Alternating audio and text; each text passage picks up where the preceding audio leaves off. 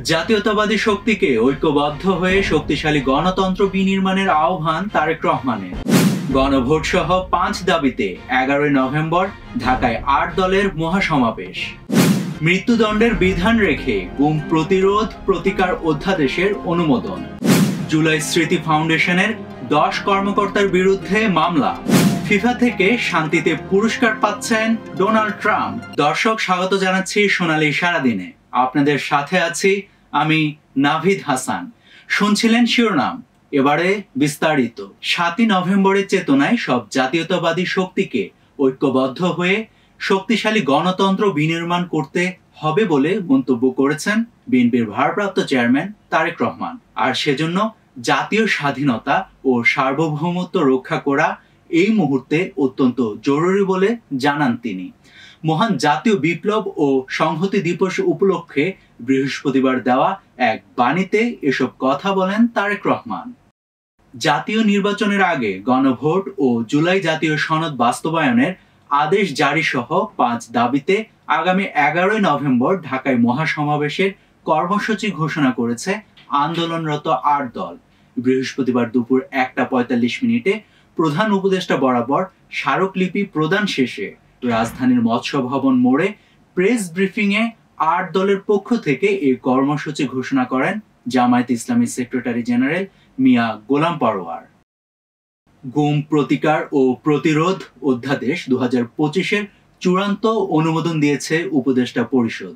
এছাড়াও নতুন অধ্যাদেশে গুমের জন্য মৃত্যুদণ্ডের শাস্তির বিধান রাখা হয়েছে। বৃহস্পতিবার রাজধানীর ফরেন সার্ভিস একাডেমিতে সংবাদ সম্মেলনে কথা বলেছেন প্রধান উপদেষ্টার প্রেস সেক্রেটারি শফিকুল আলম। জুলাই যোদ্ধা জাহাঙ্গীর আলমকে মারধর ও নির্যাতনের অভিযোগে জুলাই স্মৃতি ফাউন্ডেশনের 10 কর্মকর্তার বিরুদ্ধে ঢাকার আদালতে মামলা দায়ের করা হয়েছে। দেশের উত্তর পশ্চিমাঞ্চলের মাধ্যমে শীতের আগমন ঘটতে পারে বলে জানিয়েছে বাংলাদেশ ওয়েদার অবজারভেশন টিম। সেই সঙ্গে প্রথম শৈত্যপ্রবাহ ডিসেম্বরে আসার সম্ভাবনাও বেশি। বুধবার ফেসবুক পেজে এক পোস্টে এ তথ্য জানায় বিডব্লিউওটি। সংস্থাটির মতে লঘুচাপের প্রভাব কেটে যাওয়ায় দেশের বিভিন্ন স্থান থেকে বৃষ্টিপাত কমতে শুরু করেছে। তবে এর প্রভাবে থেকে যাওয়া জলীয় বাষ্পের কারণে আগামী শুক্রবার পর্যন্ত দেশের কয়েকটি স্থানে বিক্ষিপ্তভাবে কিছুটা বৃষ্টি হতে পারে। বিডব্লিউওটি আরও জানায় আগামী শনিবার থেকে প্রায় 20 নভেম্বর পর্যন্ত সারা দেশের আবহাওয়া ভালো থাকতে পারে, যাকে বলে কৃষিকাজ চালিয়ে যাওয়ার জন্য উপকারী আবহাওয়া। এবারে আন্তর্জাতিক। যুক্তরাষ্ট্রের প্রেসিডেন্ট ডোনাল্ড ট্রাম্পের প্রশাসন ক্ষমতায় আসার পর গত 9 মাসে প্রায় 80,000 নন ইমিগ্রেন্টের ভিসা বাতিল করেছে।